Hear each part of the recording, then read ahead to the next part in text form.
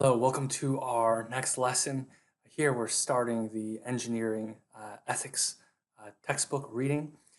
So we first start off by looking at some basic ideas in engineering ethics. Let's just first start talking about the duty of engineers. So engineers have a duty to look for problems and report them. In whatever they might be working on, engineers should always keep a mindful eye for any kinds of problems. And if there are problems, to report them, as these kinds of problems potentially could have an impact on human life. To give you one example, much of the disaster in New Orleans from Hurricane Katrina was due to engineering failures of overestimating the soil strength that rendered the levees more vulnerable. If engineers had realized this problem and had properly informed and communicated this problem beforehand, then there could have been less loss of life. And what's also important here is this idea of having independent external peer review of public works projects where performance is critical to public safety. So for those kinds of public works projects, such as in regards to levees, and where their performance is critical in particular kinds of situations, it's important that the finished product not only gets reviewed by those who are working for the company that actually built the thing, but also it gets reviewed by an independent kind of third-party source or a third-party engineer or company that examines it, that doesn't have a vested interest in making sure that the finished product is accepted and profitable for their own company. So it should be by someone who's not a part of that company that worked on that project itself, and they can provide a kind of more objective, independent review to look out for public safety and human life. Okay, so to continue talking about the duty of engineers, engineers should look for the consequences and possible harms produced from engineering decisions. Always, engineers should always think about what could be the effect of, let's say, designing a product in a certain way as compared to another. What might the consequences be, especially for human life, either harming or killing human life? What are the potentials? What are the likelihoods? What are the possible consequences? And it's important here to kind of expand one's moral horizons and one's moral thinking to think very broadly, not only about your people who are close to you, but also strangers, right? Innocent strangers whose lives could be affected all throughout the world. To give you one example, the 1986 NASA Challenger explosion was due to the malfunction of O-rings that may lead to an explosion when the temperature is low. So I was actually a student, a little kid, during the 1986 NASA Challenger explosion, and like most school children for that rocket launch, uh, we were uh, we were watching it on TV during school, and we saw the explosion of the Challenger. And as little kids, I'll just let you know that in that room there were a lot of people screaming. It was a highly unfortunate situation. But in this particular situation, while the data wasn't completely conclusive as far as the correlation between the malfunction of O-rings and low temperatures, there was a kind of hint, there was an indication that this could occur. And the day of the rocket launch, the temperature was very, very low. So what happened was the company in charge of okaying the launch due to their own O-rings, so the company who was producing the O-rings, they had a say in whether or not the launch should continue. They had to give the okay, especially given the drop in temperatures. They ended up giving the okay, and they were motivated because they wanted NASA to have to launch it that day. Everyone had been planning for it to be launched that day, and so they also at the same time wanted to make sure they get a new contract with NASA, and they thought that maybe if they told NASA that they couldn't launch on their designated date, that they may not get the new contract, or it might hurt their chances of doing so. So there was kind of financial self-interest for this company to okay the launch, and they did so. To be fair, there was an engineer who was not okay with this launch. given the possibility for his explosion. However, at the end of the day, this company did okay the launch. So in this situation, it's important to take into account the possible consequences, and especially the loss of human life in ethics weighs extremely heavy, right? It is one of the most severe kinds of consequences that can occur and will largely, in most cases than not, override and trump any kind of financial self-interest, such as wanting to get a contract. Okay, so let's look at the connection now between ethics and engineering. So engineering can create benefits to humanity, right? It can create lots of benefits to humanity, such as uh, designing and creating computers, satellites, cars, bridges, airplanes. But it also can create harms, such as military weapons that can cause destruction and loss of life.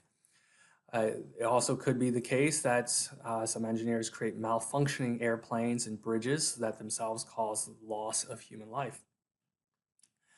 It's also important to keep in mind that engineering has a deep impact on well-being, on living a kind of good life, a flourishing life, a happy life, a life of well-being. And engineering can have a deep impact on that, whether it's creating products, for example, that enhance kind of our everyday lives, such as things like being able to travel, such as by cars and airplanes, as well as a variety of other projects that can have significant impacts on our lives, such as sometimes weapons themselves can be, there's a benefit to thinking about weapons in that they can also provide for defense for one's country and safety for one's country. So engineering can have a deep impact on human well-being. It can also have an impact on the environment, which we'll get into later in the semester. And as I've said before, it can have an impact on human life, but in regards to the environment, insofar as it could have engineering can have an impact on the environment, that means it can also have an impact on non-human life as well. All right, so here's a preamble of the National Society for Professional Engineers Code of Ethics. It says here, engineers, to quote, engineers are expected to exhibit the highest standards of honesty and integrity. Notice here we have a kind of virtue ethics, right? Focusing on virtue traits and what kinds of character traits individuals should exemplify, that engineers should exemplify. They should be honest, they should have integrity. Engineering has a direct and vital impact on the quality of life for all people. So here, this part of the code is drawing the connection between engineering and well-being. And well-being is a kind of central issue in ethics, right, to bring about well-being. So here we see this kind of intimate connection between engineering and ethics. To continue, it says, accordingly, the services provided by engineers require honesty, impartiality, fairness, and equity, and must be dedicated to the production of the public health, safety, and welfare. So here we see certain kinds of acts that are kind of morally required for engineers to be honest, to be impartial, not to be kind of swayed maybe by someone else, maybe have a conflict of interest, for example. Don't be swayed by a conflict of interest, and that can happen either consciously or subconsciously, and also to try to be fair and equal.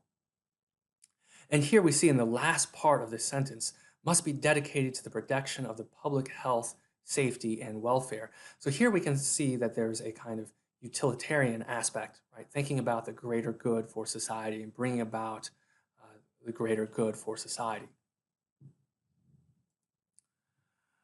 Okay, so here's a kind of test of virtue of what kind of an ideal engineer would be like in terms of an ethical engineer. At many times, ethical engineering decisions must be made in private when no one is looking. So a lot of times engineers might make decisions about a particular project on their own when they don't necessarily have anyone looking over their shoulder, at least not immediately. Or it could be engineers working together on a team that have a lot of leeway in which they're making decisions about a particular project, either to take route A or option B. And at many times, this can be done in private when there's no one else looking. So we should think that an ethical engineer is an engineer that can pass the test of being virtuous even when no one is looking. So a kind of common saying is that we might say that a person is virtuous by saying, you know what, they're the same kind of person outside the home and in their home, right? When someone says something like that, that means that they're just as virtuous outside of their house as well as when they're inside, when they're in private and no one is watching. That shows you that the kind of virtuous character traits that one has is kind of internalized in one's character, and it's a part of really who one is, to have integrity, to be honest, and the like.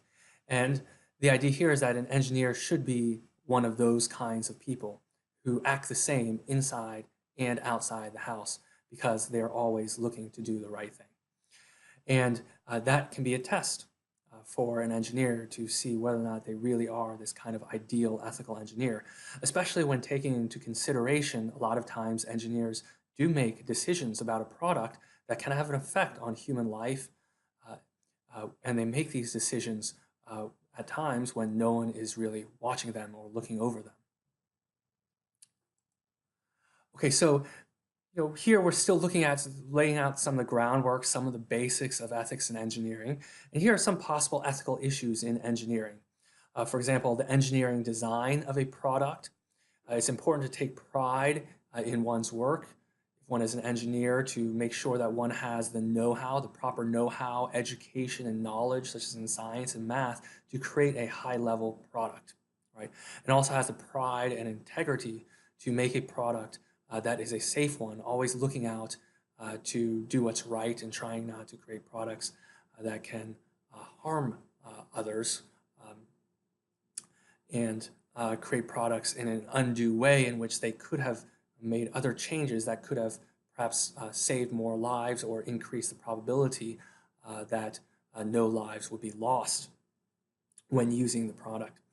Okay, so it's also important to take into account the safety and risk. So this is kind of tied in with the engineering design idea, but think about the safety, right, of the project or the product uh, that is at hand, and the risk factor, especially in terms of human life. Also take into account conflicts of interest. So for example, if you have, you might be working with, you might be working in a company and then your company is assigned to be working with some other business entity that might include, for example, your best friend, and you might be kind of subconsciously swayed by that. And you might kind of adopt ideas or even products from your best friend's company when they might not be the most safe kinds of ideas or products. So that's something to look out for. And once again, this can happen consciously or subconsciously. The ownership of ideas is also an ethical issue that arises, especially in regards to copyrights and copyright laws, which we've discussed previously in this semester. There can also be environmental ethical issues in regards to harming the environment. There can be issues in regards to communicating with others, making sure that if one sees a problem that's arising in a particular project that could cause harm to others, to communicate it to the proper people, such as one's boss or higher up authorities on the matter, or maybe even at times to blow the whistle and bring it out into the public.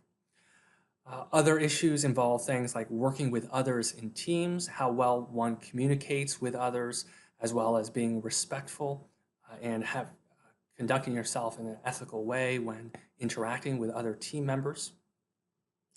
And this can also involve decision making in teams and making ethical decisions in regards to a project. It's also important for engineers to acknowledge mistakes, especially mistakes in, let's say, designing a product that could have an impact on human life. Another ethical issues in regards to public service, such as disaster relief, such as perhaps volunteering, right? Obligations to maybe volunteer at times for disaster relief. Let's say if there's a particular neighborhood or community that's having problems getting running water, well then in those kinds of situations, engineers can come in and perhaps help alleviate that problem. Also, other issues that arise are things like discrimination in the workplace within an engineering setting, such as discrimination based on sex or race. Okay, and as I said before, it's important for engineers to expand their moral imaginations and their moral thinking, to be broad-minded and think of all the possible consequences that could come about. Engineers should imagine the consequences if they made each of the possible decisions when designing something. So let's say an engineer is designing a particular product and they have the options of taking route A, B, and C. Well, they should imagine what could be the consequences of taking route A versus B versus C, thinking about human life, not only within one's community, but perhaps maybe even relevantly the entire world at large. So think who would be affected and how would they be affected? Also question, would it harm the environment as well?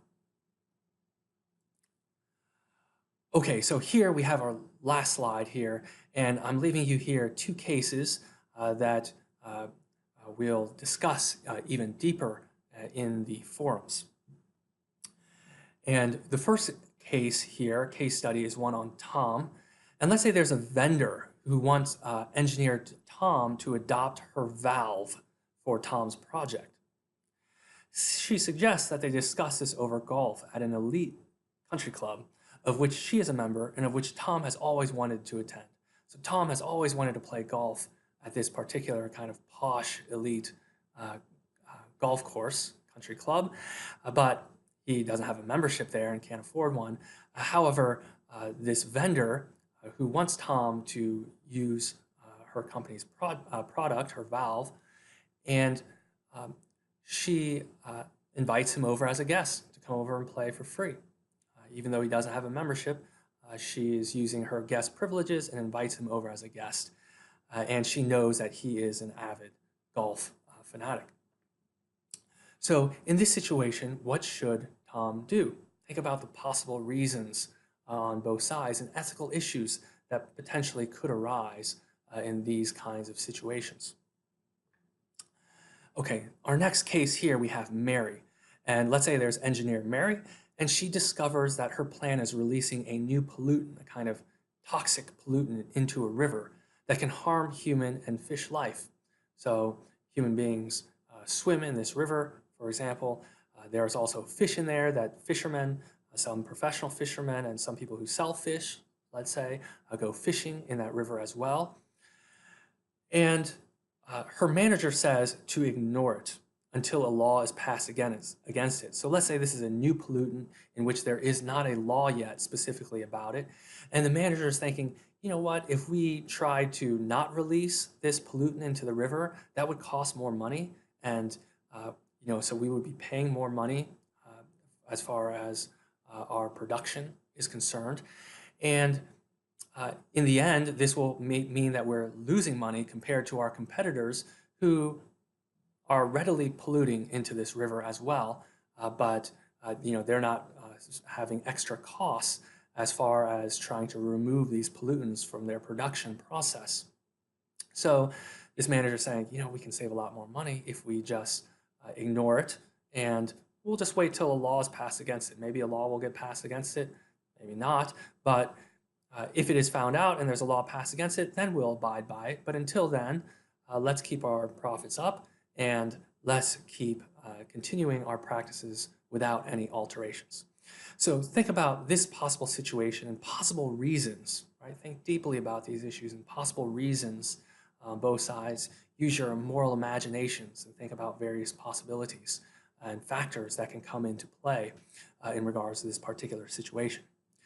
All right, so with that, I will leave you to think more deeply on this slide as well as other previous slides, and I look forward to reading your posts on this issue.